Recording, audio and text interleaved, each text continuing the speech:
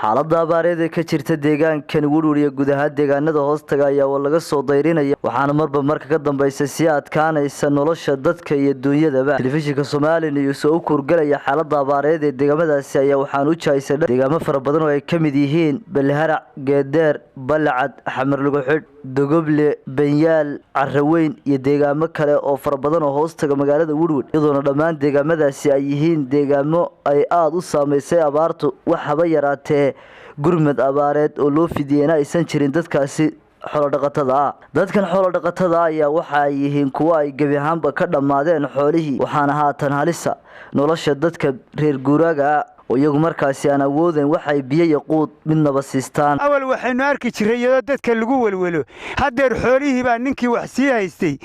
dadkuna waa xoolo dhaqato xoolaha laftoodii baa si aan u galaanaan garanayn oo dhirta hoosta ku baqtiyaya noola ku nool baanu ahayn way isla dhacanay ilaahay kama rajo xumin laakiin waxaanu leenahay cid kasta oo caalamka beesha caalamka iyo hay'adaha deeq-bixiyaasha iyo madaxweynayaasha iyo maamulada wardeynta soo eegtaan oo naga dhaqaaqine waxaad nagu soo eegaysaan nagu aragtaan wax noogu qabta. halkan waxa weeye dhalaamo cune tuulada dhalaamo cune waxaanu idin sheegaynaa ummadda Soomaaliyeed inay ku abaarsan tahay abaar aad iyo aad xoog u leh inay haysato. waxaanu nahay dadka waqtigu jilaalku u hayo ee u baahan biyaha iyo taakulada waxaanu dadka wixiina dhaama aanu ka codsanaynaa wixii ay nagu dhaamaan inay nala soo gudoomiyaha Geedeer marka hore waxaan ka warramayaa deegaanku waa deegaan ballaaran dhowr iyo 10 kaamba hoos yimaada deegaanka kan dadka danaynaya waxaanu ka codsanaynaa in riig biyood loo sameeyo riig biyood oo kaga bixi karaan baahida tan dhulka wacdiga jooga nin kasta oo Soomaaliya waa ka dheregsan yahay baahida u weyn waa biyaha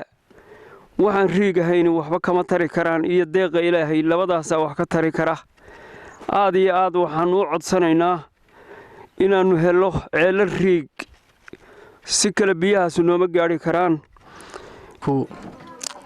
waxay u baahan yihiin Ilaahay baa gargaar leh Ilaahay baa dhibta faydi kara balse dadka wixii danaynaya deegaamada iyo dadka islaamka ee abaartu ay hayso waxaanu ka codsanaynaa cid waliba wixii ay ugu deeqi karto inay